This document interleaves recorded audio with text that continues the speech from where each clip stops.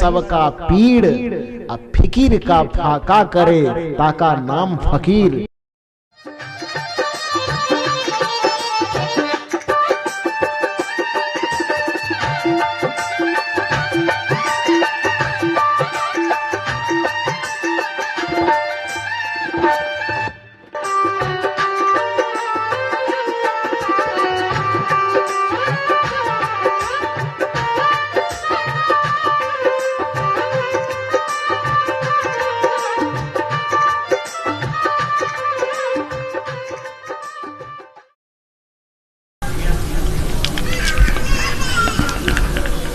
ध्यानमूलं गुरुरमूर्ति, पूजामूलं गुरुरपदम्, मंत्रमूलं गुरुर्वाक्यम्,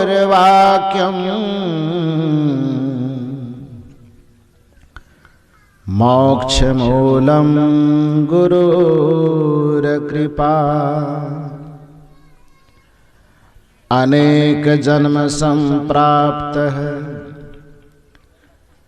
कर्मबंध विदाहिने, आत्मज्ञान प्रदानेन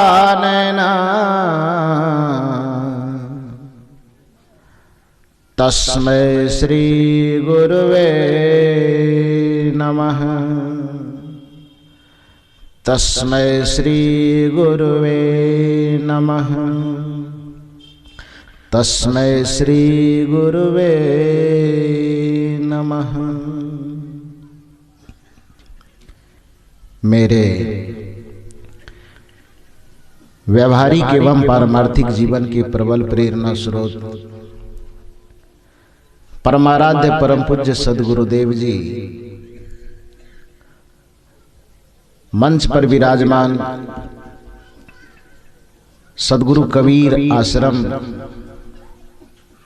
महामंडलेश्वर मठ बन्नी खगड़िया से पधारे हुए परम पूज्य गुरुदेव महामंडलेश्वर श्री रघुनंदन गोस्वामी साहब जी खगड़िया जिला से ही पधारे हुए परम पूज्य संत श्री दीपक साहब जी अररिया जिला सद्गुरु कबीर आश्रम से पधारे हुए परम पूज्य संत श्री राम स्वरूप साहब जी सद्गुरु कबीर आश्रम सहवानी जानकी नगर पूर्णिया से पधारे हुए परम पूज्य गुरुदेव महंत श्री भूप नारायण गोस्वामी साहब जी और हमारे बगल में बैठे हुए सहवानी जानकी नगर से पधारे हुए विश्वविद्यालय के प्रोफेसर और हमारे भौतिक जीवन के गुरुदेव परम आदरणीय डॉक्टर प्रोफेसर कुलदीप बाबू,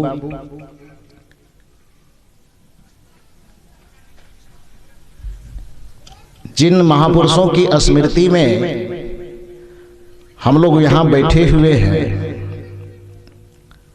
सर्वप्रथम उनका स्मरण वंदन करते हुए परम पूज्य महंत श्री अगवान गोस्वामी साहब जी, सिद्ध संत परम पूज्य श्री खाकी बाबा, परम पूज्य महंत श्री शिवधारी गोस्वामी साहब जी, परम पूज्य महंत श्री कृपानाथ गोस्वामी साहब जी एवं परम पूज्य संत श्री मुक्त स्वरूप गोस्वामी साहब जी के स्मृति में हरिहर लालपुर सद्गुरु कबीर आश्रम के प्रांगण में आयोजित 2 दिवसीय सत्संग समारोह स्मृति समारोह के उपलक्ष्य में मंचासीन अन्य पूज्य संत गुरुजन एवं इस परिवर्तक स्थल पर विराजमान धर्म प्रेमी सज्जनों तथा देवियों, अभी हम लोग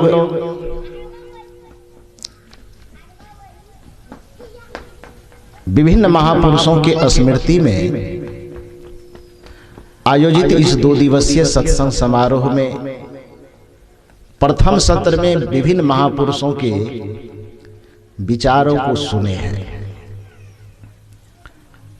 उसमें थोड़ा निवेदन करने का अवसर हमें मिला है, जिसमें सदगुरु कबीर के एक साखी को आधार बना करके थोड़ा सा चिंतन आप लोगों के सामने प्रस्तुत करूंगा। वह साखी है कि आग जो लगे आकाश में, चुई चुई गिरे अंगार, संत न होते जगत में तो जल मरता संसार। इसका सीधा साधा भाव है कि आसमान में आग लग गई, जिससे कि अंगार चू करके गिरता है, और यदि इस संसार में संत न होते तो पूरे संसार के लोग जल करके मर गए होते। इसका यदि हम शब्दार्थ करेंगे तो बातें उठपटांग लगेगी। क्यों? क्योंकि आसमान एक ऐसा चीज है जहां पर आग नहीं लग सकती है। आसमान का मतलब होता है जहां कुछ नहीं हो। पदार्थ के अभाव का नाम आसमान है, आकाश। जहां पर कोई पदार्थ होता है, जहां कुछ भरा हुआ होता है, वहां आकाश नहीं होता। आकाश का अर्थ ही है कि जहां कुछ न हो, जहां शून्य हो, जहां बिल्कुल खाली हो, जहां अवकाश हो, तो अवकाश का ही दूसरा नाम आकाश है। तो जहां कुछ है ही नहीं तो आग कैसे लगेगी? और कबीर साहब कहते हैं आग जो लगे आकाश में, तो क्या कबीर साहब झूठ कहते हैं? नहीं, कबीर साहब झूठ नहीं कहते, गलत नहीं कहते। बल्कि सदगुरु कबीर एक ऐसे महापुरुष थे कि जिनकी बातों को समझने के लिए बिना शब्द शास्त्र को समझे, बिना व्याकरण शास्त्र को समझे, कबीर की भाषा को समझना आसान नहीं है। सदगुरु कबीर आसमान की, जिस आसमान की बात करते हैं वो हमारे मानव शरीर में स्थित आसमान की बात करते हैं। मानव शरीर में स्थित आसमान का क्या है? योग शास्त्र की भाषा में हमारे शरीर को 2 हिस्से में बांटा गया है। एक गर्दन से ऊपर का हिस्सा और एक गर्दन से नीचे का हिस्सा। गर्दन से नीचे हिस्से को पिंड कहा गया और गर्दन से ऊपर वाले हिस्से को ब्रह्मांड कहा गया। ब्रह्मांड का अर्थ आकाश ही होता है। सदगुरु कबीर आग लगने की जो बात की है, वो जिस आसमान को हम देखते हैं ऊपर में, वो वाला आसमान नहीं, बल्कि उस आसमान की बात की जो मानव शरीर से जुड़ा हुआ है, अर्थात ये मस्तिष्क, ये दिमाग। आज धरती के जितने मनुष्य हैं, सभी मनुष्य के दिमाग में, सभी मनुष्य के बुद्धि में, सभी मनुष्य के विचार में कुरीति का, कुविचार का, कुसंस्कार का आग लगा हुआ है। और उस अग्नि के जो अंगारे गिर रहे हैं, तो वही संसार में उपद्रव के रूप में दिखाई देता है, काम के रूप में दिखाई देता है, क्रोध के। कभी वह अग्नि काम के रूप में चू जाती है, तो कभी वह विकृति की अग्नि क्रोध के रूप में मस्तिष्क से चू जाती है। कभी वह लोभ के रूप में चू जाती है, कभी वह ईर्ष्या के रूप में चू जाती है, कभी वह व्यभिचार के रूप में चू जाती है, कभी वह द्वेष के रूप में चू जाती है। अर्थात मनुष्य के मस्तिष्क में जो विकृति की आग लगी हुई है, कुविचार की आग लगी है, कुभावना की आग लगी हुई है, उस आग के चूने के कारण, उस आग के भड़कने के कारण ही दुनिया में पापाचार, दुराचार, कदाचार, अत्याचार, भ्रष्टाचार, ये सारे चार देखे जा रहे हैं। और इस आग को मिटाने के लिए, मनुष्य के मस्तिष्क में उपजे हुए इस अग्नि के प्रशमन के लिए, मनुष्य के विचारों में धधकते हुए इस आग को बुझाने के लिए, यदि इस संसार में कहीं कोई उपाय है तो वो केवल संत के पास उपाय है। इसलिए सदगुरु कबीर कहते, यदि संत न होते तो ये संसार के लोग जल करके खाक हो रहते। आदमी को आदमी नोच करके खा जाता, खाता तो अभी भी है, लेकिन यदि अभी कुछ बचा हुआ है वो संतों का प्रभाव है, वो गुरुजनों का प्रभाव है, ज्ञानियों का प्रभाव है। एक जगह पर मधेपुरा जिला में मेरा कार्यक्रम चल रहा था, वहां पर एक वकील साहब आए थे और जब सब मंच पर सारे साधु महात्मा बैठे हुए थे तो उस वकील साहब को स्वागत भाषण के लिए कुछ देर का समय दिया गया कि आप स्वागत कीजिए। वकील साहब हम लोगों का स्वागत तो किए, लेकिन स्वागत करने के साथ साथ एक मंच को एक प्रश्न दे करके चले गए, पूरे मंच को। मंच पे हम भी बैठे थे तो मान लीजिए हमको भी प्रश्न दे के गए। प्रश्न क्या था? स्वागत सम्मान करने के बाद उन्होंने कहा कि इस मंच से मेरा एक प्रश्न है कि लोग कहता है कि सत्संग सुनने से, धर्म कथा सुनने से, भक्ति और ज्ञान की बात सुनने से पाप कम होता है, बुराई कम होती है, विकृतियां कम होती है। लेकिन आज चाहे वह किसी भी मत का हो, चाहे किसी पंथ का हो, हजारों पंडाल में सत्संग हो रहा है, हजारों पंडाल में कथाएं हो रही है, हजारों पंडाल में भगवान का भजन हो रहा है, और एक भी ऐसा पंडाल नहीं है जिसमें खचाखच भीड़ न बैठी। पंडाल को देखने पर तो भीड़ तो सब में है, चाहे कबीर वाला हो, कि चाहे महर्षि मेही वाला हो, कि चाहे बुद्ध वाला हो, कि रामानंद वाला हो, कि भागवत वाला हो, कि राम कथा वाला हो। भक्ति के प्रचार से संबंधित जितने सारे पंडाल लगाए जाते हैं, सारे पंडाल खचाखच भरे हुए दिखाई देते हैं। लेकिन इतनी भीड़ धर्म कथा में, सत्संग कथा में जुटने के बावजूद भी निरंतर भ्रष्टाचार, पापाचार, दुराचार, व्यभिचार, अत्याचार बढ़ रहा है। तो क्यों बढ़ रहा है? ये हम लोगों से प्रश्न किया। किसने किया? उस वकील साहब ने। नाम नहीं बताऊंगा, हो सकता है इसमें बहुत लोग उसको जानते होंगे। तो वो प्रश्न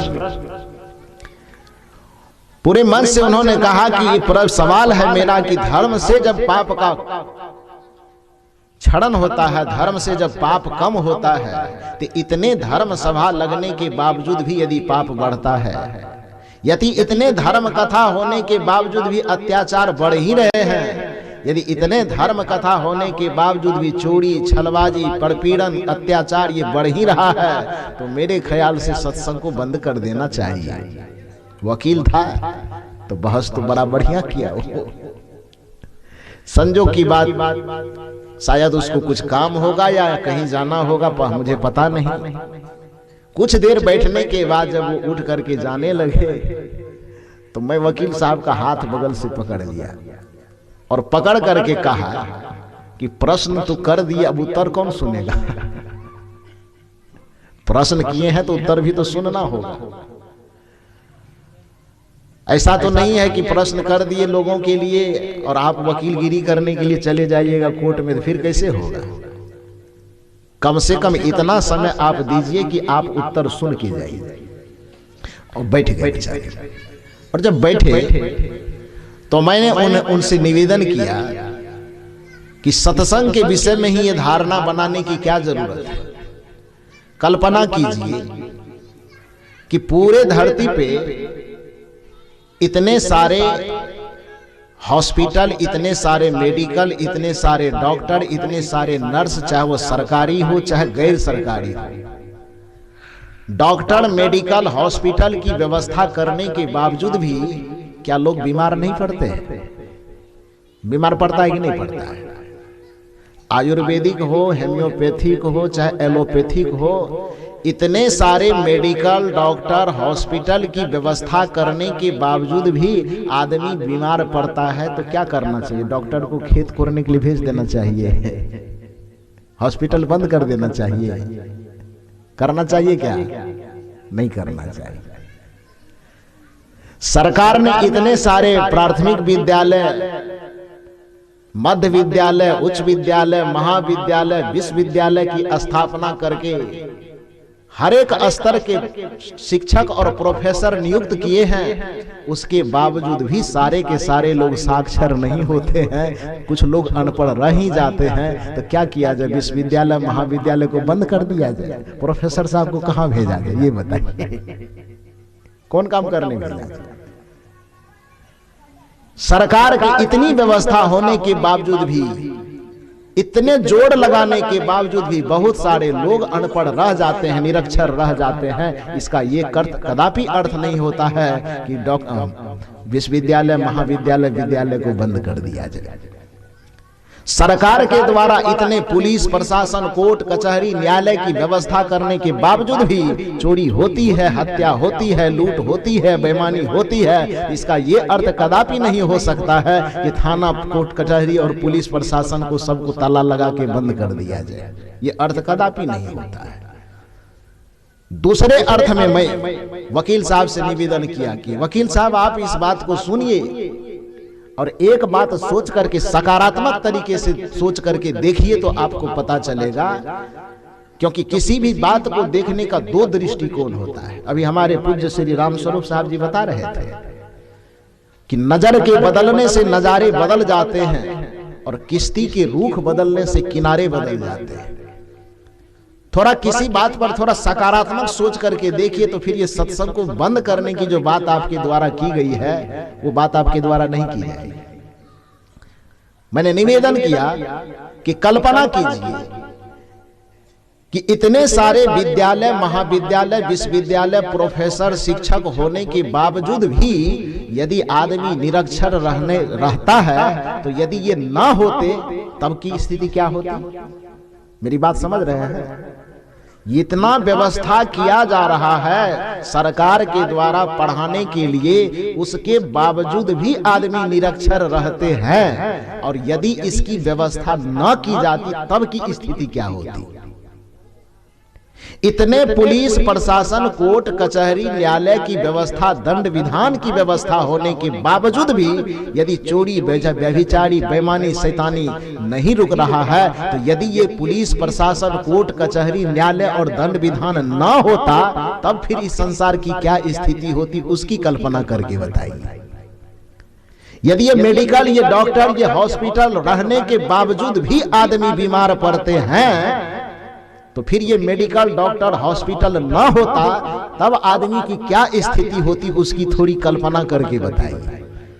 तो जैसे इन सारे चीज के रहने के बावजूद भी यदि आदमी बिगड़ रहे हैं, बीमार पड़ रहे हैं, निरक्षर रह रहे हैं, तो इनकी व्यवस्था न होने के बाद आप कल्पना से भी बाहर भयावह स्थिति होती। उसी तरह से यदि आपका यह चिंतन है कि इतने सत्संग, इतने धर्म कथा होने के बावजूद भी ये चीज हो रहा है तो आप एक कल्पना करके बताइए कि जब ये होने के बाद इतना हो रहा है तो ये धर्म कथा का पंडाल और संत न होते तो फिर संसार की क्या स्थिति होती, वो कल्पना करके जरा सा बताइए।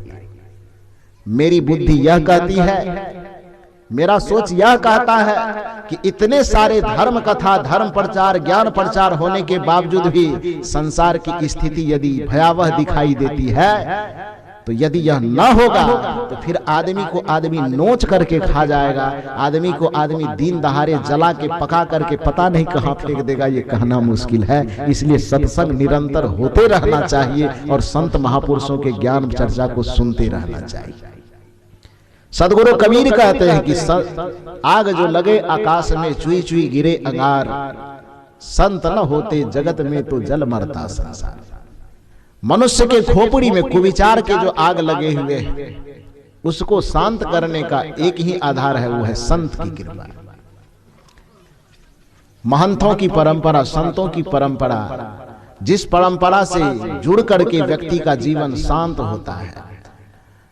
अभी मैं कमरे में बैठा हुआ था, एक सज्जन पहुंचे, उन्होंने कहा कि एक प्रश्न मैं आपसे करना चाहता हूं। बोले बोलिए।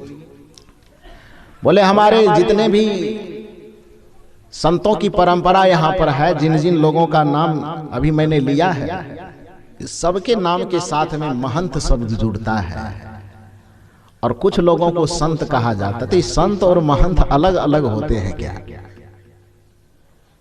तो मैंने उनको जो समझाया, बताया उनको। मैंने उनसे कहा कि संत और महंत ये अलग अलग नहीं होते। हालांकि लोगों ने रूढ़ बना दिया इस चीज को कि महंत उसे कहा जाता है जो कोई गद्दी के अधिकारी हैं, गद्दी के अधिकारी हो गए, मठ के अधिकारी हो गए, तो उसको महंत कहा जाता है। महंत का ये अर्थ नहीं होता है। मठ के अधिपति को मठाधीश कहा जाता है। महंत और संत का अर्थ एक ही होता है। महंत का जो महंत शब्द जो बना है, तो महंत का अर्थ होता है मोह अंतः सह महंत। महंत किसे कहा जाता है? जिसके जीवन से सब प्रकार के मोह का अंत हो गया हो, अविद्या का अंत हो गया हो। मोह अंतः सह महंतः, जिसके जीवन से सब प्रकार के मोहों का अंत हो गया हो, उसको महंत कहा जाता है। फिर संत किसे कहा जाता है? उसकी परिभाषा दी है संसृति अंतः सह संतः। जिसके जीवन, संसृति का मतलब दुख होता है, संसृति का मतलब क्लेश होता है, संसृति का मतलब पीड़ा होता है। तो संसृति अंतः सह संतः, जिसके जीवन से सब प्रकार के संस्कृतियों का, दैहिक संस्कृति, दैविक संस्कृति, भौतिक संस्कृति, सभी प्रकार के संस्कृतियों का जिसके जीवन से सर्वथा अंत हो गया हो, उसको संत कहा जाता है। तो शब्दों के अनुसार से यदि आप देखेंगे तो संत और महंत में दोनों में कोई अंतर नहीं है, क्योंकि मोह जिसका अंत हो गया तो दुख अंत होगा ही, क्योंकि मोह सकल व्याधिन कर मूला, सभी व्याधियों का, सभी दुखों का मूल मोह है। जिसके जीवन से मोह अंत हो गया तो दुख अंत हो गया, और जिसके जीवन का दुख और मोह अंत हो गया, उसे आप महंत कहें तो भी चलेगा, उसे आप संत कहें तो भी चलेगा। इन दोनों में कोई अंतर नहीं है। तो इन संत महंतों की जो परंपरा हम लोगों के बीच में है, जिनके जिनके नाम अभी हम लोग सुन करके और उनका स्मृति हम लोग मना रहे हैं, जो इस मठ के हरिहरपुर लालपुर मठ के निर्माण करता परम पूज्य महंत श्री अगवान गोस्वामी साहब जी का नाम सबसे ऊपर है। नाम कितना प्यारा है, अगवान साहब। अगवा हम लोग संत महंतों की परंपरा में भी एक अगवा होता है, पद होता है, अगवा का पद। और वैसे भी सामाजिक रीति रिवाज से अगवा का अर्थ होता है नेतृत्व करने वाला, जो आगे आगे चले उसको अगवा कहते हैं। तो जैसा कर्म श्री अगवान साहब ने किया है, आगे आगे चल करके पीछे से महापुरुषों को चलने का जो रास्ता खोला है इस इलाके में, तो नाम के अनुसार श्री साहब जी का गुण रहा होगा। तभी तो उसमें इतनी त्याग, जिस त्याग के बदौलत आज हम सब लोग यहाँ पर इस धरती पर बैठे हुए हैं। जिस श्री अगवान साहब की स्मृति को लोग केवल अपने मन और मस्तिष्क में कैद रखे थे, प्रतीक के रूप में उसका कहीं कोई इस जगह पर चिन्ह नहीं रहने दिया गया था, चाहे कारण जो भी हो। हमारे परम पूज्य श्री रघुनंदन गोस्वामी साहब जी और हमारे परम आदरणीय श्री कुलदीप बाबू, जो जानकी नगर सहवानी से हम लोगों के बीच में आए हुए हैं, ये सब मामले के एक तरह से कहिए तो ये हम सबों के प्रेरणा स्रोत हैं। जहां से आए हैं, शायद आप लोग, यदि आप जानकी नगर सहवानी मठ, जो इसी से जुड़ा हुआ मठ सब है, बन्नी अपने बन्नी आश्रम से ही जुड़ा हुआ मठ सहवानी भी है, ये भी है, तो वहां पर जब आप जाएंगे तो श्री खाकी बाबा, श्री शिवधारी बाबा, श्री कृपानाथ गोस्वामी साहब जी, श्री मुक्त स्वरूप साहब जी के जो पावन स्मृति में हमारे प्रोफेसर साहब वहां पर एक बहुत बढ़िया मंदिर बनवा दिए, और मंदिर बनवा करके उसमें सभी महापुरुषों की स्मृति में वहां पर स्थापित कर दिए। अब इनकी तो एक बहुत बड़ी योजना है कि उस जगह पर एक सदगुरु कबीर साहब का एक भव्य मंदिर बना दिया जाए, और उसमें सब भी जितने भी स्मरणीय महापुरुष हैं उस सब के चित्र लगा दिए जाए, ताकि लोग आवे तो सबसे पहले उनका दर्शन करे, उसके सामने शीश झुकावे, और हमारे प्रोफेसर साहब से ही प्रेरणा पा करके, क्योंकि कोई ना कोई तो आगे कुछ करने वाले होते हैं ना, सिखाने वाले होते हैं। तो इस प्रेरणाप्रद कार्य को देख करके अन्य मठों में भी सब जो साधक रहने वाले हैं, महंत अधिकारी रहने वाले हैं, सबके हृदय में एक प्रेरणा का भाव जगता है कि श्री प्रोफेसर साहब ने जैसा करके वहां दिखाया है, हम भी अपने अपने आश्रमों के जो महापुरुष, जो पूर्वज, जो केवल स्मृति में हमारे माथे में कैद है, आने वाले पीढ़ी के मन मस्तिष्क तक पहुंचे, उसके स्मृति को संजोने के लिए उनके नाम से एक मंदिर की स्थापना हो और उनके नाम से उसमें कुछ चित्र लगे, कुछ ऐसा हो वहां पर कि हमारे महापुरुषों को भुलाया ना जा सके, क्योंकि उन्होंने वैसा किया है। हम लोग गाते हैं, तेरे एहसान का बदला चुकाया जा नहीं सकता। जिन जिन महापुरुषों ने हम लोगों के ऊपर उपकार किया है, सदगुरु कबीर न होते तो हम कहां होते, आप कहां होते, भगवान बुद्ध न होते तो आप और हम कहां होते, सूर तुलसी आदि न होते तो हम और आप कहां होते, श्री अगवान गोस्वामी साहब न होते, श्री खाकी बाबा न होते, महंत श्री शिवधारी गोस्वामी साहब न होते, महंत श्री कृपानाथ गोस्वामी साहब न होते, महंत श्री मुक्त स्वरूप गोस्वामी साहब यदि न होते, तो फिर हम और आप किस जगह पर होते। तो उनके एहसान कितने हैं। तेरे एहसान का बदला चुकाया जा नहीं सकता, कर्म ऐसा किया तूने, कर्म ऐसा किया तूने, भुलाया जा नहीं सकता, तेरे एहसान का बदला चुकाया जा नहीं सकता। ये सब महापुरुष हम लोगों के लिए एक ध्रुव तारा है। ध्रुव तारा का क्या काम है। आसमान में अटल रहना। पूरे आसमान में, चूंकि आप लोग बुजुर्ग हैं या आप लोगों का अनुभव भी रहा होगा, पूरे तारा की गति, पूरे तारे की दिशा कभी न कभी बदलती है, चाहे वो साल में बदले कि महीना में बदले कि जब बदले, लेकिन बदलती है। लेकिन ध्रुव तारा जो होता है उसकी दिशा कभी बदलती है क्या? उसकी दिशा कभी नहीं बदलती।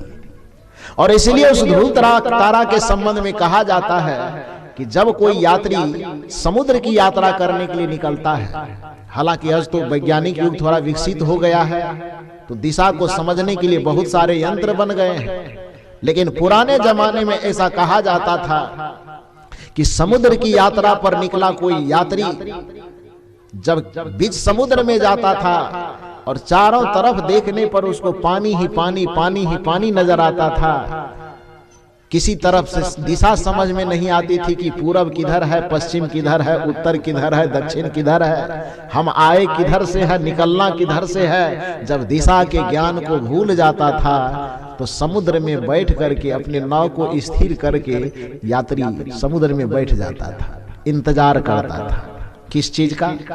रात होने का। और रात हो करके भी किस चीज का? तो रात हो जाए और जो ध्रुव तारा है वह निकल जाए। तो जब कोई भी दिशा का ज्ञान करवाने वाला कोई तत्व नहीं बचता था, चूंकि पृथ्वी पर चारों तरफ पानी ही पानी, समुद्र तो कोई छोटा होता नहीं है, समुद्र मतलब अथाह जल राशि। और उस अथाह जल राशि वाले समुद्र में जब नाविक फंस जाता था तो रात्रि का इंतजार करता था, और रात होने पर जब आसमान की ओर निहारता था, आसमान में जब दिखता था कि ध्रुव तारा उधर है, बस उसी से समझ जाता था कि उत्तर इधर है, क्योंकि उत्तर और पूरब की दिशा में ही ध्रुव तारा उड़ता है। तो जब उत्तर इधर है तो स्वाभाविक है कि दक्षिण इधर होगा, पश्चिम इधर होगा, पूरब इधर होगा। एक दिशा का ज्ञान हो जाने मात्र से फिर चारों दिशा का ज्ञान अपने आप हो जाता था, और समुद्र में फंसा हुआ नाविक निकल करके समुद्र से बाहर आ जाता था।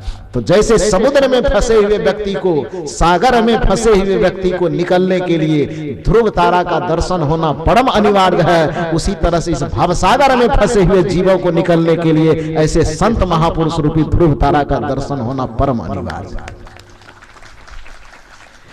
यदि ये संत ना दिखेंगे, जिसे हम अगवान साहब कहते हैं, ये अगवा हमें नहीं दिखेंगे, ये नेतृत्व करने वाले हमें नहीं दिखाई देंगे, तो हम जीवों का भवसागर से निकलना बंद हो जाएगा। कैसे पार हो? इनको देख देख करके हम सब भवसागर से पार होते हैं। ऐसे ही महापुरुषों को देख देख करके हम विषय के सागर से पार होते हैं। ऐसे महामानव के आदर्श को देख देख करके ही हम बैतरनी पार होते हैं। इसलिए कबीर साहब कहते हैं, आग जो लगे आकाश में, चुई चुई गिरे अंगार, संत न होते जगत में, तो जल मरता संसार। ये संसार के लोग आपस में जल करके मर जाते हैं। वो जलना केवल आग से ही जलना नहीं होता है। आग में कोई व्यक्ति जलता है तो एक बार में ही जल करके खाक हो जाता है। सबसे बड़ी जलन तो ईर्ष्या में है, सबसे बड़ी जलन तो द्वेष में है, सबसे बड़ी जलन तो एक दूसरे को नीचा दिखाने के लिए है। आग में कोई व्यक्ति जलता है तो कितना देर जलता है? यदि जीवित काल में भी जले तो एक बार जरा सा पड़ जाए आग का छिलका तो आदमी की लहर तो 4-10 घंटे तक रहता है। या मरने के बाद जलाया जाता है तो एक ही बार में आग लगाया 2-4 घंटे में खाक होकर के समाप्त हो जाती है। तो चिता पर जाने के बाद जो बाहर से आग लगाई जाती है उसमें 2-4 घंटे में जल करके आदमी खाक हो जाता है। लेकिन ईर्ष्या की आग ऐसी आग है जो आदमी के अंदर 60 वर्ष 70 वर्ष तक जलते रहता है और उसमें जल जल करके वो दिन रात खाक होते रहते हैं, फिर भी वह संपूर्ण रूप से जल नहीं पाता है। तो हमारे अंदर जो 60 वर्ष 70 वर्ष 80 वर्ष तक ईर्ष्या की आग लगती है, उसको कौन बुझाएगा? उसको बाहर का कोई पानी नहीं बुझा सकता, उसे केवल संत और संत के ज्ञान बुझा सकते हैं। हमारे हृदय में जो द्वेष की आग लगी हुई है किसी के प्रति, तो उस द्वेष उस ईर्ष्या की अग्नि को संतों का ज्ञान ही बुझा सकता है, संतों का जीवन और दर्शन ही बुझा सकता है, दूसरा कोई नहीं बुझा सकता। ये संत हमें शिक्षा देते हैं कि देखो जी, इस संसार में मनुष्य 4 प्रकृति के होते हैं और चारों प्रकृति के मनुष्यों का जो चिंतन होता है वो अलग अलग तरीके का होता है। संत हमें जीने का सकारात्मक दृष्टिकोण देता है जीवन के हर एक पक्ष में। ये संत होते हैं जो हमें सहना सिखाते हैं, हमें सुखी होने का तरीका सिखाते हैं, क्योंकि संत ये संसार में ऐसे हैं जो सहनशीलता के प्रतीक हैं। कबीर साहब ने ही संत की परिभाषा देते हुए कहा है, ध्यान से सुनिए, संत की परिभाषा देते हुए कबीर साहब ने कहा है, कूच काच धरती सहे। संत की परिभाषा, संत कैसे होते हैं? तो कूच काच धरती सहे, काट कूट बन राय, कुटिल बचन कोई संत सहे, और से सहा न जाए। संत का जीवन, संत का दर्शन होता कैसा है? संत का अर्थ ये नहीं कि कोई कपड़ा पहन लिया है तो वो संत हो गया है। संत का ये मतलब नहीं होता है कि किसी ने दाढ़ी बढ़ा लिया, जटा बढ़ा लिया तो वो संत हो गया है। संत का ये अभिप्राय नहीं है कि किसी ने माथे में चंदन और तिलक लगा लिया है तो वो संत हो गया है। संत का ये अर्थ नहीं है कि अपने वेशभूषा को बदल लिया है तो वो संत हो गया है। संत का अर्थ सदगुरु कबीर बताते हैं कि जिसमें धरती के तरह सहनशीलता आ गई हो, जिसमें वृक्ष के तरह सहनशीलता आ गई हो, उसको संत कहा जाता है। उदाहरण दिया कैसे? कूच काच धरती सहे, काट कूट बन राय, कुटिल बचन कोई संत सहे, और से सहा न जाए। इस धरती को हम माता कह करके पुकारते हैं, इस धरती को, इस पृथ्वी को हम देवी कह करके पुकारते हैं। इसके पीछे का वजह क्या है? वजह सिर्फ इतना है कि इस धरती पर हम हल चलाते हैं, फिर भी यह धरती हमको शिकायत करती है। क्या शिकायत करती है? ये धरती हम पर केस करने जाती है कि हमारे ऊपर देखिए जज साहब, हमारे वकील साहब या दरोगा साहब, एसपी साहब, ये आदमी कितना खतरनाक है, दिन रात ट्रैक्टर हल लेकर के हमारे पीठ को चीड़ते रहता है। ये कभी आज तक शिकायत की गई है? इस पर हम धान बोते हैं तो कीचड़ बनाते हैं। इस पे धरती के जितनी भी गंदगियां होती है, मनुष्य सारे गंदगी इसी धरती पर करते हैं। इसको काटते हैं, इसको पीटते हैं, इसको पकाते हैं। ईटा पकाता तो मिट्टी को ही नहीं पकाता है। क्या नहीं करते इस धरती के ऊपर में?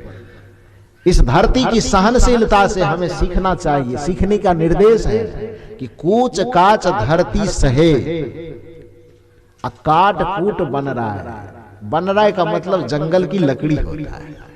एक लकड़ी जंगल में है, उस लकड़ी को हम काटने जाते हैं, हम काट करके लाते हैं। जलावन बनाना होता है तो हम उसको कुल्हाड़ी से फाड़ देते हैं। यदि हमें टेबल कुर्सी बेंच इत्यादि बनाना हो तो उसके लिए फिर तब हम आड़ा मशीन में वहां ले जाते हैं, उसको काटते हैं, छांटते हैं, फाड़ते हैं, फिर भी वह हमारी सुविधा का ही काम आता है। चौखट बन करके, खिड़की बन करके, पलंग बन करके, कुर्सी बन करके वो हमारे उपयोग में ही आता है। कभी लकड़ी यह नहीं कहता है कि हमको फाड़ दिया गया, हमको काट दिया गया, हमको चीर दिया गया तो इस आदमी के ऊपर हम जाके केस ठोकेंगे। कभी कहता है? कभी नहीं कहता है। काटने, चीरने, फाड़ने वाले को भी सुविधा ही देता है। सदगुरु कबीर का दर्शन देखिए कि कितना अद्भुत है। वो मनुष्य को समझाने के लिए वेद का पन्ना पलटने नहीं जाते हैं, वह मनुष्य को समझाने के लिए शास्त्रों के शरण में नहीं जाते हैं, वह मनुष्य को समझाने के लिए प्रकृति में होने वाली अद्भुत घटनाओं को निचोड़ करके अपने शब्दकोश में लाते हैं और लोगों को संदेश देते हैं। धरती के पास जा, वेद के पास सदगुरु कबीर नहीं गए, क्योंकि वेद का पन्ना वासी हो सकता है लेकिन यह पृथ्वी की घटना वासी नहीं हो सकती है। वेद का पन्ना वासी हो सकता है लेकिन वृक्ष का संदेश वासी नहीं हो सकता। कूच काच धरती सहे, काट कूट मन राय, उदाहरण वहां से उठा करके लेते हैं। उसी तरह से कुटिल वचन कोई संत सहे और से सहा न जाए। ये कुटिल वचन संत सहते हैं तो इन मानवों को सीखना चाहिए कि जैसे संत कुटिल वचन को सह करके शांत हो जाते हैं, तो ये शिक्षा लेकर के यदि हम अपने घर जाएंगे, सास थोड़ा डांट करके बोल दे और बहू सह ले, तो झगड़ा होगा। पत्नी यदि थोड़ी सी तड़क मिजाज हो, थोड़ा सा तुनक करके बोल रही है, पति उसको सह जाए तो विवाद होगा। पति यदि कुछ कड़क आवाज में बोल दिया, पत्नी उसको सह जाए तो विवाद होगा। घर में भाई, छोटे भाई है और बड़े भाई है, बड़े भाई यदि थोड़ा डपट करके बोल दे और छोटा भाई उसको सह ले तो विवाद होगा। छोटा भाई ही किसी कारण से डपट करके बोल दिया, बड़ा भाई थोड़ा उसको सह ले तो विवाद होगा। और ये सहनशीलता की शिक्षा आप कहां से लेंगे? कौन दुकान में मिलेगा बताइए? सुपौल वाला कोई दुकान में है क्या? छातापुर की दुकान में? सहनशीलता कहीं से हमको खरीदना हो तो सरकार ने इसकी कहीं कोई व्यवस्था की है? सेठों ने, साहूकारों ने, दुनिया की कोई भी कंपनी वाला कंपनी सहनशीलता को बनाया है? ये सहनशीलता की शिक्षा न तो आपको विद्यालय में मिलेगी, ये सहनशीलता की शिक्षा ना आपको प्रोफेसर साहब दे पाएंगे, न डॉक्टर दे पाएंगे, न इंजीनियर दे पाएंगे। ये सहनशीलता की शिक्षा कलेक्टर नहीं दे पाएंगे। ये सहनशीलता की शिक्षा जब भी आपको कहीं मिलेगी तो सहने वाले किसी संत के पास मिलेगी, और यही आपकी जीवन के सारे दुविधा का अंत हो जाएगा। जब से आप सहनशील हो गए, आपके जीवन में सुख का प्रादुर्भाव होने लगेगा। ये सहनशीलता केवल संत सिखाते हैं। आग जो लगे आकाश में, चुई चुई गिरे अंगार, संतन होते जगत में, जल मरता संसार। ये संत की प्रकृति कैसी होती है? एक होता है दुष्ट प्रकृति का आदमी, एक होता है समान मानवीय प्रकृति का आदमी, और एक होता है संत प्रकृति का आदमी। तीन प्रकृति के आदमी में जब भी कोई उफान आता है, किसी से कोई झगड़ा हो गया, किसी से कोई गलती हो गई, किसी से कोई विवाद हो गया, तो तीनों प्रकृति में जीने वाले आदमी के जीवन में विचार का, संस्कार का क्या प्रभाव पड़ता है। संस्कार की बात हमारे प्रोफेसर साहब जी बता रहे थे। उस संस्कार के, तीनों के संस्कार में एक जो दुष्ट प्रकृति का संस्कार वाला आदमी है, और दूसरा जो मानवीय सामान्य प्रकृति वाला आदमी है, और तीसरा जो संत प्रकृति का आदमी है। तीनों के जीवन में क्या अंतर होता है सुनिए। नीतिकार कहते हैं कि यदि किसी के जीवन से कोई विवाद हो गया है, कोई भूल हो गई, कोई चूक हो गई, तो जो दुष्ट प्रकृति का आदमी होता है उसके जीवन में वह वैर, वह विरोध, वह ईर्ष्या पत्थर पर खींचे हुए लकीर के समान होता है। समझ रहे हैं ना? नीति कहती है कि यदि किसी से हमारा कोई झगड़ा हो गया, कोई विवाद हो गया, कोई भूल हो गई, कोई गलती हो गई, तो उसकी गांठ वह यदि नीचे प्रकृति वाला, दुष्ट प्रकृति वाला आदमी होगा।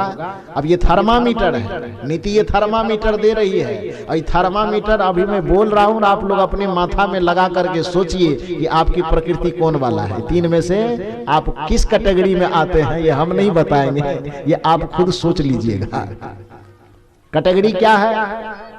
जो दुष्ट प्रकृति के आदमी होते हैं, जिसका संस्कार सबसे गिरा हुआ होता है, उसके जीवन में यदि किसी से कोई गलती है, यदि उसके जीवन में कभी किसी से कोई विरोध है, उसके जीवन में कभी कोई किसी के द्वारा कोई भूल की गई है, तो वह गांठें ऐसी बांध लेता है जैसे मानो कि पत्थर पर खींची हुई लकीर हो।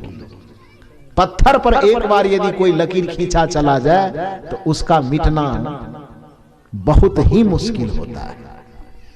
उसी तरह से दुष्ट व्यक्ति के जीवन में, दुष्ट कुसंस्कार वाले व्यक्ति के जीवन में यदि कुछ उटपटांग हो गई हो, उनसे यदि कुछ ऊंच नीच की बात हो गई हो, तो वह पत्थर की लकीर के समान अपने जीवन में उस चिन्ह को बना लेता है कि हम तो मर जाएंगे तो मर जाएंगे, लेकिन ये बात भुला नहीं सकते, इसको क्षमा नहीं किया जा सकता, माफ नहीं किया जा सकता। संत कहते हैं कि यदि ऐसी भावना हमारी है तो हमारी प्रकृति बहुत नीचे स्तर की है, हम दुष्ट में गिने जाएंगे।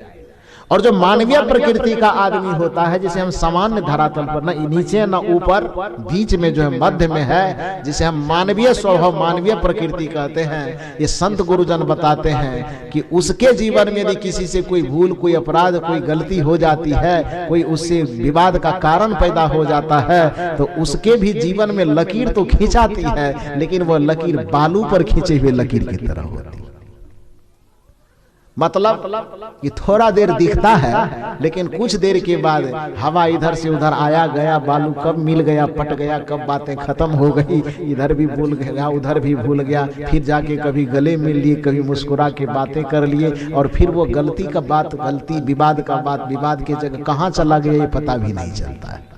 ऐसे प्रकृति वाले जो होते हैं वो मानवीय प्रकृति में जी रहे हैं। और सबसे उत्तम प्रकृति जो संत की प्रकृति होती है, नीति यह बताती है, उसमें सहनशीलता इतनी ज्यादा होती है, इतनी मन लागो मेरो यार फकीरी में, जो सुख पायो राम भजन में, सो सुख नाही अमीरी में, भला बड़ा बुरा सबका सुन लीजिए, कर गुजरान गरीबी में, मन लागो मेरो यार फकीरी में। तो ऐसे जो फकीर होते हैं, फकीर का अर्थ वही झोला झंडी लटकाने वाला नहीं, फकीर का मतलब होता है फिकर ही सब करे। कबीर साहब का देखिए दर्शन कितना अद्भुत है।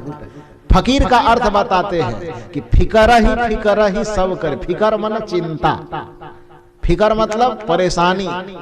पूरे संसार के लोग अपने जीवन का फिकर करते रहता है, चिंता करते रहता है। कबीर साहब कहते हैं, फकीर की परिभाषा में बता रहा हूं, फिकर ही सब करे, फिकर ही सबका पीड़, अब फिकीर का फाका करे, ताका नाम फकीर। जो फिकर में रहता है वह संसारी लोग है, और जो दिन रात उस फिकर को ही फाका करने वाले, फिकर को ही खा जाता है, चिंता और परेशानी को जो ही खा जाता है, ताका नाम फकीर, ताका नाम संत। जो फिकीर को खा जाए उसको फकीर कहते हैं, जो संस्कृति को खा जाए उसको संत कहते हैं, और जो मोह को खा जाए उसको महंत कहते हैं। यही सदगुरु कबीर ने परिभाषा दिया है। फिकीर को कौन खा सकता है? जो सह सकता है। मन लागो मेरो यार फकीरी में, जो सुख पायो राम भजन में, सो सुख नाही अमीरी में। हाथ में तुम्बी बगल में सोटा, चारों दिशा जगीरी में, और भला बड़ा बुरा सबका सुन लीजिए, कर गुजरान गरीबी में, मन लागो मेरो यार फकीरी में। तो भला बुरा भी उसके जीवन में कोई कह देता है, कोई विरोध कर देता है, उसके बावजूद यदि हमारी प्रकृति संत की है, यदि हमारी प्रकृति दिव्यता से भरी हुई है, तो हमारे जीवन में वह लकीर तो खिंचाएगी विरोध की, लेकिन वह लकीर पानी पर खींचे हुए लकीर के समान होगी। पानी पर आप लकीर खींचते जाइए और उधर से खींचते जाइए, इधर से क्या होगा? इधर से क्या होगा? मिटते जाएगा। नीति कहती है कि तीन प्रकृति वाले जो मनुष्य इस संसार में है, एक दुष्ट प्रकृति वाले, एक मानवीय प्रकृति वाले, एक संत या देव प्रकृति वाले, ये तीनों के चिंतन में वह अंतर है कि दुष्ट प्रकृति वाले के जीवन में यदि कोई वैर विरोध की गांठ बंध गई है तो पत्थर पर खींचे लकीर के समान होगी। मानवीय प्रकृति वाले लोगों के जीवन में यदि कोई वैर विरोध का गांठ बन गया है तो वह पानी बालू पर खींचे लकीर के समान होगी। और यदि कोई संत प्रकृति वाले आदमी के जीवन में वैर विरोध का कारण बन गया है तो वह पानी पर खींचे हुए लकीर के समान होगी। तो आप खुद अपने आप में मूल्यांकन करके देखिए कि आप किस पंक्ति में आते हैं, आप किस श्रेणी में आते हैं। ये हमको बताने की जरूरत नहीं है। तो जिस जगह पर हम बैठे हुए हैं, ऐसे ऐसे सिद्ध संत, ऐसे ऐसे सहनशील संत, ऐसे ऐसे त्यागी संत और महंत हम लोगों के बीच में हो गए हैं, जिनके आदर्श को आज हम याद कर रहे हैं, जिस संत को हम याद कर रहे हैं। ये संत हमें जीवन जीने का एक दृष्टिकोण, एक नजरिया देता है, और नजरिया के बदलने से ही नजारे बदल जाते हैं। जिस संसार में हम रचे फंसे रहते हैं, दुख पाते हैं, उसी संसार में जब संत की दृष्टि अपनी बदल जाती है तो इस संसार से बड़ा सुख पाता है। एक ही घटना घटती है, लेकिन उस घटना को देखने का दृष्टिकोण हमारा कैसा है, इसके ऊपर में ही सुख और दुख निर्भर करता है। क्योंकि ध्यान दीजिए, सुख और दुख इस संसार की परिस्थिति में नहीं है। सुख और दुख का संबंध हमारे भीतर के मन स्थिति में है। परिस्थिति बाहर होता है और मन स्थिति अंदर होता है। परिस्थिति चाहे जैसी भी हो, मन स्थिति यदि शुद्ध है, मन स्थिति यदि पवित्र है, तो विकट परिस्थिति में रह करके भी आदमी सुखी हो सकता है। लेकिन परिस्थिति बाहर की बिल्कुल अनुकूल हो और मन स्थिति यदि बिगड़ी हो तो अनुकूल स्थिति में रह करके भी मानव परेशान और पीड़ित हो सकता है। इसलिए बाहर की परिस्थिति कुछ सुधरे बिगड़े उसकी उतनी चिंता नहीं करनी चाहिए, हमारी मन स्थिति नहीं बिगड़नी चाहिए, इसका हमें ख्याल रखना चाहिए। बुद्ध ने संसार को अपना सुखी होने के लिए बुद्ध ने संसार को नहीं बदला। बुद्ध सुखी होने के लिए अपने मन को बदल डाला। कबीर सुखी होने के लिए संसार को बदलने की चेष्टा नहीं की। एक भोगी और एक योगी के जीवन का जो सबसे महान अंतर है, वह सबसे बड़ा अंतर केवल ये वेशभूषा का अंतर नहीं है, केवल स्थान का अंतर नहीं है। एक भोगी और एक योगी के जीवन जीने में जो तरीका का अंतर है, वह तरीका का अंतर यह है कि भोगी व्यक्ति, सांसारिक व्यक्ति सुखी होने के लिए संसार को बदलने की कोशिश करता है, संसार की परिस्थिति को बदलने की दिन रात वह चेष्टा करता है। और एक योगी, एक साधक, एक महात्मा, एक संत सुखी होने के लिए संसार को बदलने की चेष्टा नहीं करता। वो तो संसार को देखना भी बंद कर देता है। एकांत में बैठ करके शांत होकर के केवल अपने मन के उपद्रव को देखता है और अपने मन में होने वाले उथल पुथल को बदल करके, जो उथल पुथल करने वाला मन होता है, उसी मन को संयत करके सहज बना देता है, शांत और स्थिर कर देता है। जैसे ही मन के उथल पुथल शांत होते हैं तो बाहर संसार में कितना भी उथल पुथल होता रहे, लेकिन मन का उथल पुथल शांत हो गया तो फिर आदमी के जीवन में सुख का खजाना खुल जाता है और परम सुखी हो जाता है। बुद्ध, कबीर, महावीर सुखी होने के लिए संसार की परवाह नहीं किया। संसार जैसा था वैसा रहने दिया। वो केवल अपने ध्यान में उतर करके अपने आप को देखना शुरू किया। संसार में क्या गड़बड़ियां हैं उसके तरफ उनकी नजर नहीं गई, बल्कि हमारे अंदर में क्या गड़बड़ियां हैं, अपने गड़बड़ी पर उसकी नजर गई। और जिन जिन गड़बड़ी को पाया, एक एक गड़बड़ी को निचोड़ करके उखाड़ करके फेंक दिया। कैसे उखाड़ करके फेंका? गोस्वामी तुलसीदास जी ने बताया है कि एक संत अपने भीतर में देख करके मन के बुराइयों को कैसे उखाड़ करके फेंकता है, यह उदाहरण गोस्वामी तुलसीदास जी ने दिया। और वह उदाहरण आप लोगों के ऊपर दिया। बड़ा सुंदर उदाहरण क्या है? गोस्वामी तुलसीदास जी ने कहा कि एक संत अपने जीवन से बुराई को कैसे उखाड़ करके फेंकता है। गोस्वामी जी बताते हैं, कृषि निरावही चतुर किसाना, जिमि बुध तजहि मोह मद ज्ञान, मोह मद माना। उदाहरण बड़ा सुंदर है। कृषि निरावही चतुर किसाना, जिमी बुद्ध, बुद्ध मन संत, बुद्ध मन बुद्धिमान, बुद्ध मन ज्ञानी, बुद्ध का मतलब विद्वान। कृषि निरावही चतुर किसाना, जिमी बुध तजहि मोह मद माना। अर्थ बड़ा स्पष्ट है। कहते हैं कि एक साधक, एक संत श्री अगवान साहब के नेतृत्व में हमें 6 महापुरुष का नेतृत्व कर इस जगह को मिला है। ऐसे पावन महापुरुषों के सानिध्य में रह करके हमें क्या सीखना है, गोस्वामी जी सिखा रहे हैं कि देखो, एक किसान का जो कर्तव्य है, प्रत्येक मानव को अपने जीवन रूपी खेत का किसान बन जाना चाहिए। कैसे? आप कहे कैसे किसान बने, तो उदाहरण देखिए कितना अच्छा है। कृषि निरावही चतुर किसाना, एक चतुर मन समझदार बुद्धिमान, चतुर किसान, बाबा आगे, एक चतुर किसान, एक समझदार किसान अपने खेत में फसल बोता है। धान बोया, गेहूं बोया, मकई बोया, कुछ भी बोया। वो बाजार से ला करके बथवा तो नहीं बोता है, बोता है। बाजार से ला करके कोई दुभड़ी बोता है, बाजार से ला करके अपने खेत में कोई भांग बोता है, नहीं न बोता है। बोए हम मकई, चाहिए भी हमको मकई, बोए गेहूं तो हमको गेहूं चाहिए, धान बोए हैं तो धान चाहिए। तो किसान अपने खेत में धान, गेहूं, मकई का फसल लगाता है। न चाहने के बावजूद भी उस खेत में घास फूस, दुबड़ी, बथवा, भांग इत्यादि जन्म ले लेता है। तो एक समझदार किसान और एक नासमझ किसान, 2 प्रकार के किसान हैं। नासमझ इंसान, किसान यह कहता है कि धूप तेरी, हम उगाए नहीं हैं, हम फसल केवल लगाए थे, ये दुबड़ी, बथवा इत्यादि जन्म ले लिया, तो अपने से जन्म लिया है तो हम उसका क्या करें, रहने देते हैं। और एक समझदार किसान है, वो प्रतिदिन आड़ पे घूमता है और खेत में देखता है, तो देखा कि बथवा है, दुबड़ी है, घास है, भांग है, तो चतुर समझदार किसान क्या करेगा?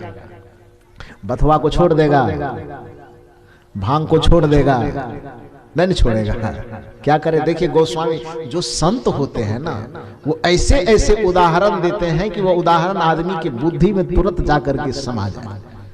गोस्वामी तुलसीदास जी कहते हैं कि कृषि निरावही चतुर किसाना, जैसे समझदार किसान कृषि का कार्य, कृषि माने खेती का कार्य, खेती का कार्य करता है, तो अपनी खेती में वह फसल लगाता है, गेहूं का, मटर का, मकई का, धान का। लेकिन वो धान, गेहूं, मटर, टमाटर का फसल तो लगाता है, और न चाहने के बावजूद भी उस खेत में घास फूस उगाते हैं। चाहता नहीं है फिर भी उगाते हैं। तो किसान का कर्तव्य क्या है? किसान को क्या करना चाहिए?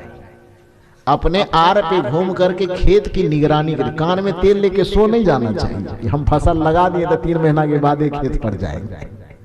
यदि ऐसा करता है तो फिर उस किसान की किसानी ठीक नहीं होगी, उसको फसल नहीं मिलेगा, फसल से ज्यादा भांगे बथवा हो जाएगा, होगा ना। तो किसान का यह कर्तव्य है कि जैसे खेत में बीज छींट दिए, कुछ दिन के बाद आप खेत को देखते रहिए। प्रत्येक दिन देख सकते तो देखिए, 8 दिन पे देख सकते तो देखिए, और देखने के बाद खेत में यदि घास फूस इत्यादि उपज गए हैं तो आपका कर्तव्य क्या है? उसको उखाड़ उखाड़ करके खेत में से निकालिए, फेंक दीजिए।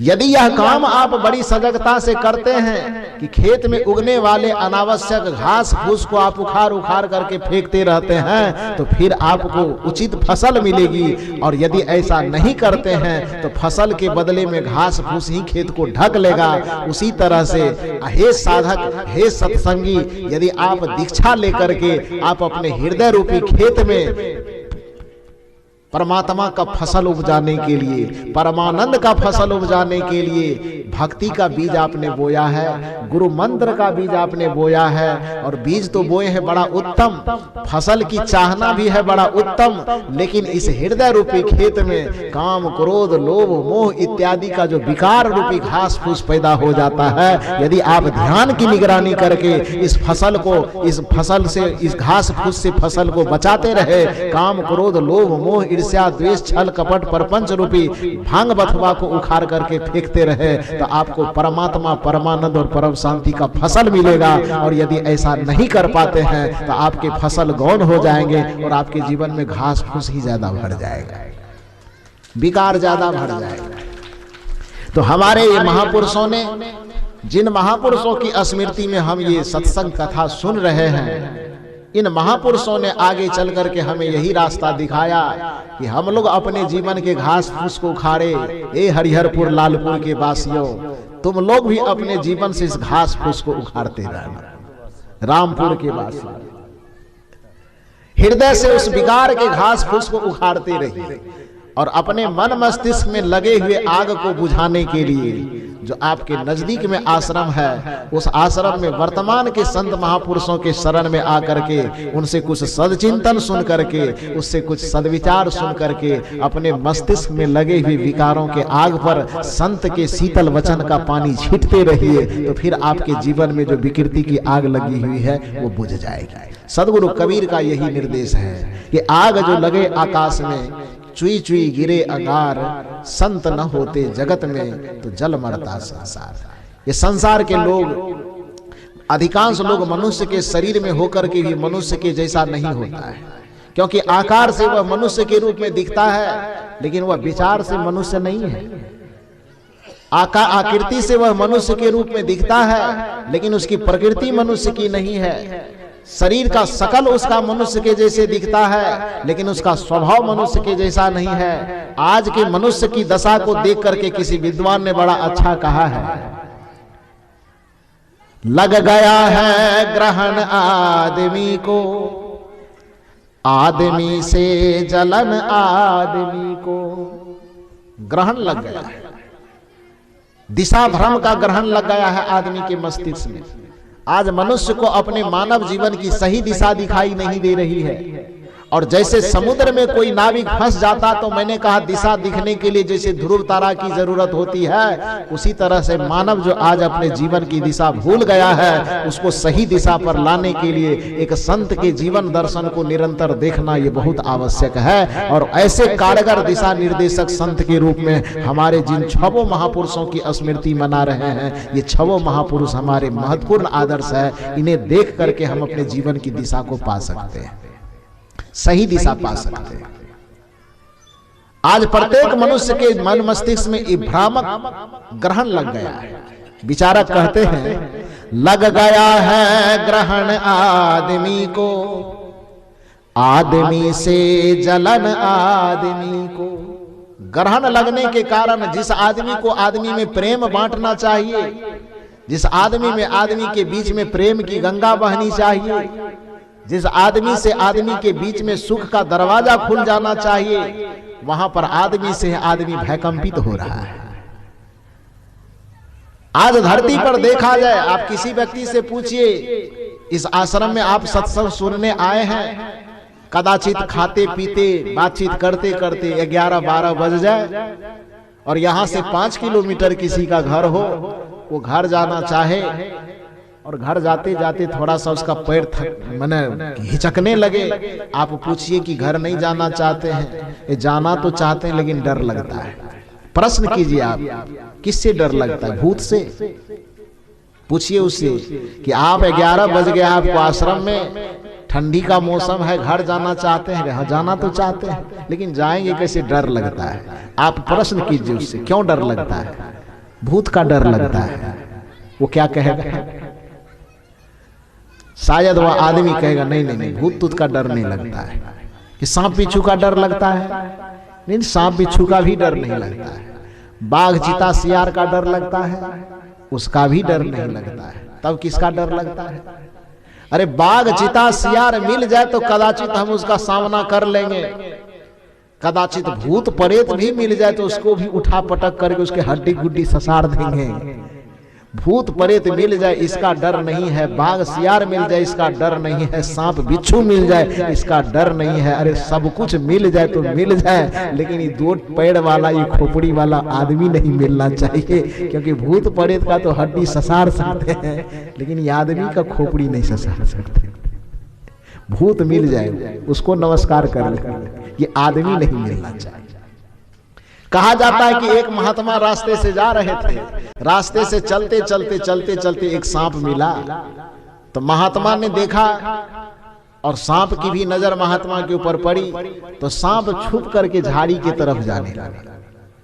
महात्मा ने कहा कि देखो जी, हम महात्मा है, तुम्हारा कुछ बिगाड़ेंगे नहीं, तो तुम छुपते क्यों हो? अब वैसे भी तुम्हारे अंदर इतना विष है, इतना जहर है कि आदमी तुमको देख करके भागेगा, तुम आदमी को देख करके क्यों भागते हो?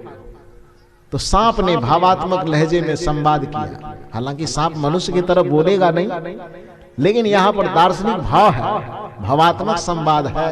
सांप ने खड़ा होकर के भाव के रूप में उस महात्मा से कहा, क्या करे महात्मा जी, एक जमाना था कि हमारे जहर के डर से लोग डरा करते थे, लेकिन अब हमको हम जहरीला केवल नाम के जहरीला है। आदमी के अंदर इतना ज्यादा जहर भर गया है कि हम यदि काटें किसी को तो कम से कम यहाँ से हॉस्पिटल जाने की तक वक्त देते हैं, छोड़ते हैं कि हॉस्पिटल तक भी जा सके। लेकिन ये आदमी इतना जहरीला हो गया है कि एक बार यदि यह आदमी काट ले तो माँ और बाप तक का भी नाम लेने नहीं देता है, उसको सीधे परलोक भेज देता है।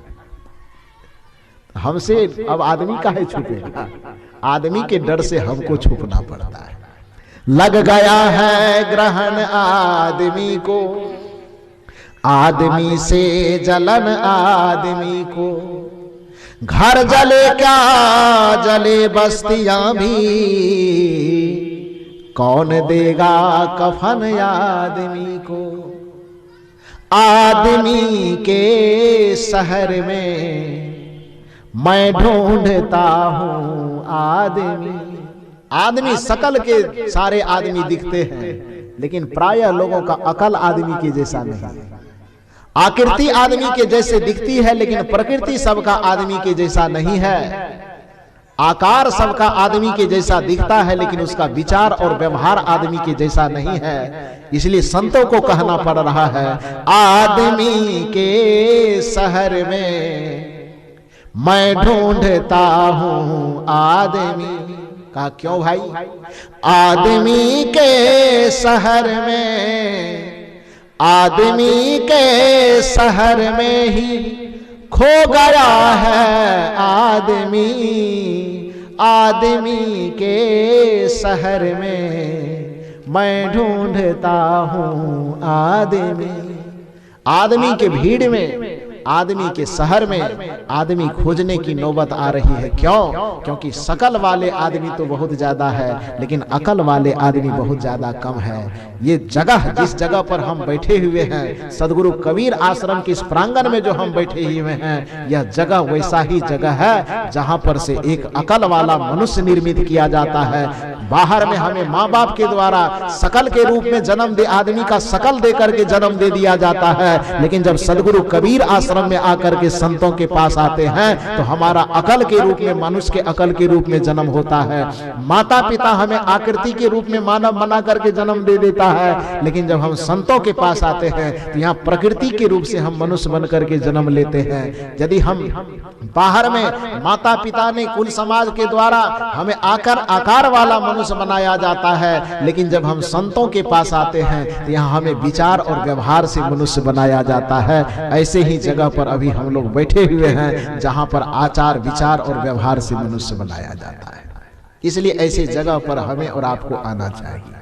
तो जिन महापुरुषों के पावन स्मृति में हम लोग यहाँ पर बैठे हुए हैं, वे महामानव अपने जीवन को शोध करके, अपने जीवन को सहनशील बना करके, अपने जीवन के संस्कृतियों का अंत करके, अपने जीवन के मोह का अंत करके, संस्कृति का अंत करके संत हो गए, मोह का अंत करके महंत हो गए, और फिकीर का अंत करके फकीर हो गए। ऐसे संत महंत और फकीर के दरबार में आकर के हमें भी संत महंत और फकीर बनने की कला सीखनी चाहिए, हमें भी जीवन के दुखों को मिटाने की कला सीखनी चाहिए। तो आप लोगों को बहुत बहुत साधुवाद, बहुत बहुत धन्यवाद।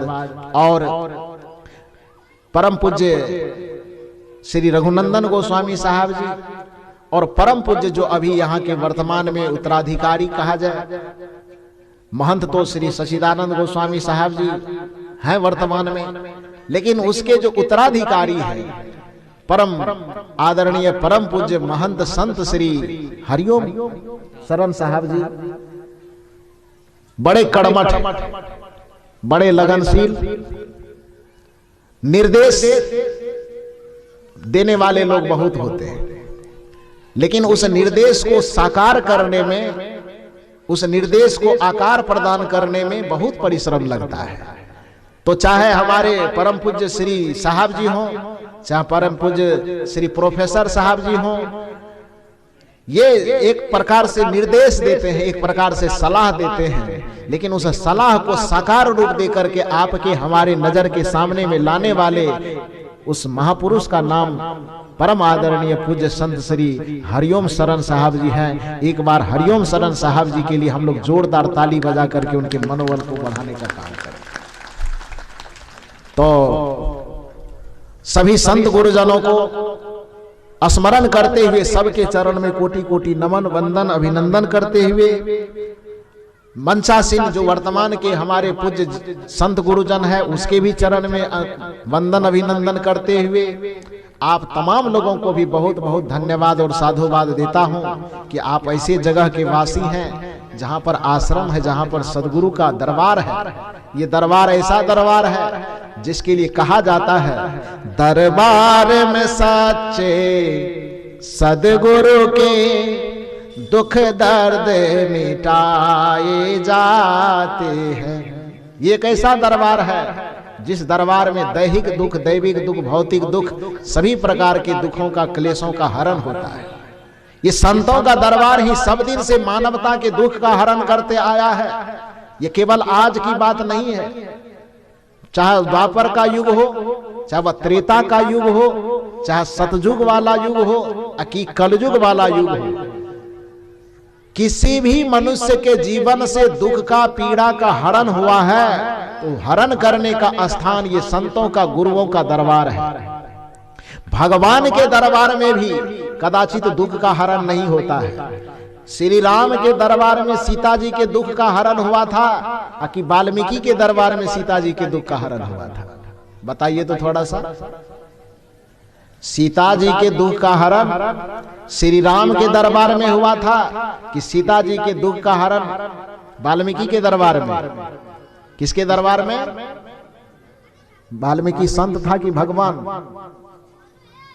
वाल्मीकि जी कौन थे? संत थे कि भगवान थे? संत थे। भगवान की पत्नी, जिसे हमारे सनातन धर्म श्री राम को भगवान कहते हैं, वो श्री राम भगवान की धर्मपत्नी माता सीता जी थी। और धर्मपत्नी होने के बावजूद भी श्री राम जी सीता के जीवन के दुखों का हरण नहीं कर सके, बल्कि थोड़ा नमक मिर्ची मिला करके और ज्यादा दुखी ही कर दिया।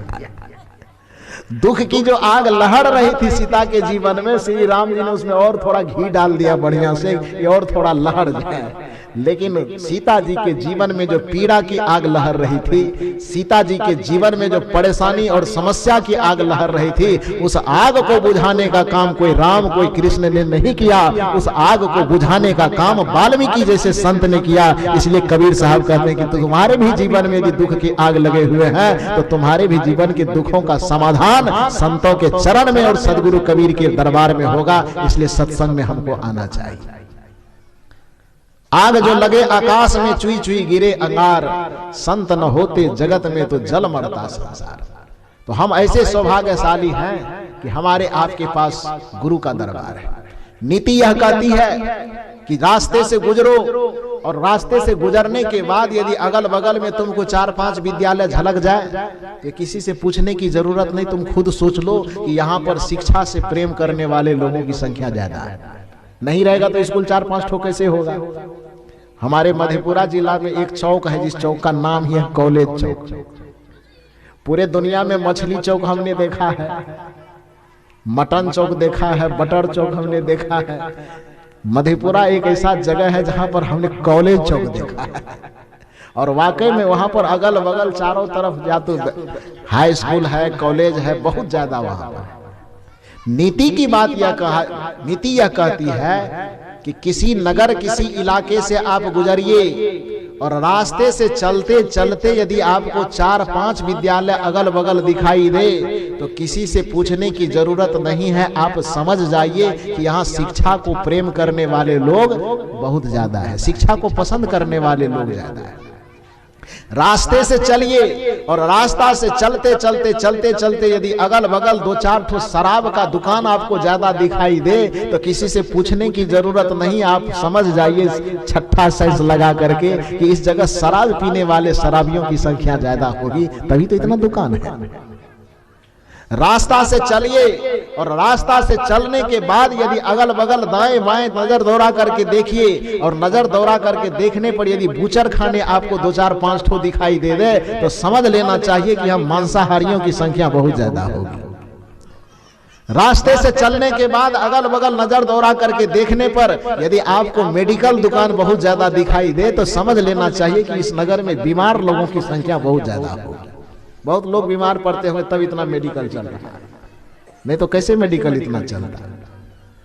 तो जिस प्रकार से नीति की यह बात है कि रास्ता से चलने पर यदि आपको पुलिस थाना चौकी ज्यादा दिखाई दे, 2-4 ठो एक ही जगह पर पुलिस थाना चौकी हो तो समझ लेना चाहिए कि यहाँ चोरी करने वालों, लूटने वालों, दूसरे को धोखा देने वालों, गलत कर्म करने वालों की संख्या ज्यादा होगी, इसलिए यहाँ पर पुलिस का जमावड़ा ज्यादा है।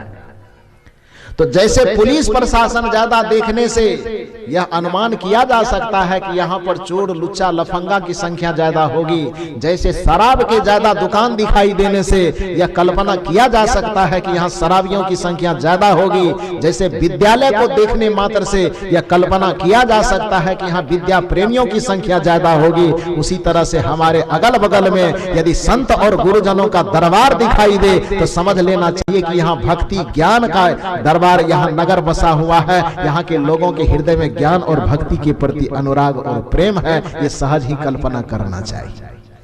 तो आप लोगों की श्रेणी उस शराबियों की श्रेणी में नहीं आ रही है, आप लोग उस श्रेणी में हैं जो लुच्चा लफंगा की श्रेणी में नहीं है, क्योंकि आपके बगल में संत का मंदिर है, आपके बगल में गुरु का दरबार है, आपके बगल में ध्यान का कक्ष है, आपके बगल में सत्संग की सभा है जहां सत्संग की त्रिवेणी बहती है, ज्ञान की गंगा बहती है। तो ऐसे ज्ञान गंगा में आप आकर के डुबकी लगाते रहें और अपने मन को समझाते रहें। दरबार में सच्चे सदगुरु के दुख दर्द मिटाए जाते हैं, दुनिया के सताए लोग यहाँ सीने से लगाए जाते हैं।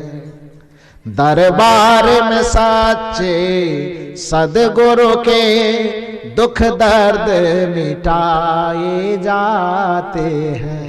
ये सच्चे सदगुरु का दरबार है, इस दरबार में हम आए, हमारे जीवन के तीनों तापों का समापन, तीनों तापों का अंत इसी सदगुरु कबीर आश्रम हरिहरपुर लालपुर के प्रांगण में होगा, क्योंकि ये जगह सिद्ध महापुरुषों का स्थान है। उन सिद्ध महापुरुषों में जिन्हें हम अभी याद कर रहे हैं, जिनकी स्मृति में यह सत्संग का आयोजन किया गया है, वो महापुरुष परम पूज्य श्री अगवान गोस्वामी साहब जी, परम पूज्य महंत सिद्ध संत श्री खाकी बाबा और परम पूज्य महंत श्री शिवधारी गोस्वामी साहब जी, परम पूज्य महंत श्री कृपानाथ गोस्वामी साहब जी और परम पूज्य संत श्री मुक्त स्वरूप साहब जी ये सिद्ध संत हो चुके। ऐसे सिद्ध संतों के भक्त हम लोग हैं और ऐसे सिद्ध संतों की परंपरा का निर्वहन इस जगह पर होता है। तो ऐसे सिद्ध संतों के संपर्क में, ऐसे सिद्ध स्थान पर यदि आकर के हम माथा टेकते हैं, माथा झुकाते हैं, तो यदि इस जगह पर हमारा माथा झुक गया तो पूरे संसार में हमें अपने माथा कहीं भी झुकाने की जरूरत नहीं पड़ेगी। क्योंकि नीति कहती है कि यदि माता पिता और गुरुजन के चरण में हमारा मस्तक नित प्रति झुकते रहा तो फिर संसार के किसी भी जगह पर अपना सर झुकाने की हमें जरूरत नहीं पड़ेगी। केवल गुरु के चरण में हम शीश झुकाते रहे तो सब जगह हमारा शीश गर्व से हमेशा ऊंचा रहेगा। जो माता पिता और गुरु के चरण में नहीं झुकता है उसे पग पग पर दुनिया में ठोकर खा करके झुकना पड़ता है। तो आपका दरबार आपके पास है, यहाँ पर अपना मन मस्तिष्क भाव के साथ झुकें और संतों का आदर्श देखकर सीख करके अपने जीवन को कल्याण में बनावें। बस अभी के सत्र में सभी संत गुरुजनों को सादर नमन वंदन करते हुए, आप तमाम लोगों को धन्यवाद देते हुए, बहुत बहुत साधुवाद, धन्यवाद कि आपने मेरे विचारों को सुना और आप लोगों के हृदय में बैठे हुए परमात्मा को सादर नमन वंदन अभिनंदन करते हुए इस सत्र में मैं अपनी वाणी को यहीं पर विराम देता हूँ। बोलिए सद्गुरुदेव की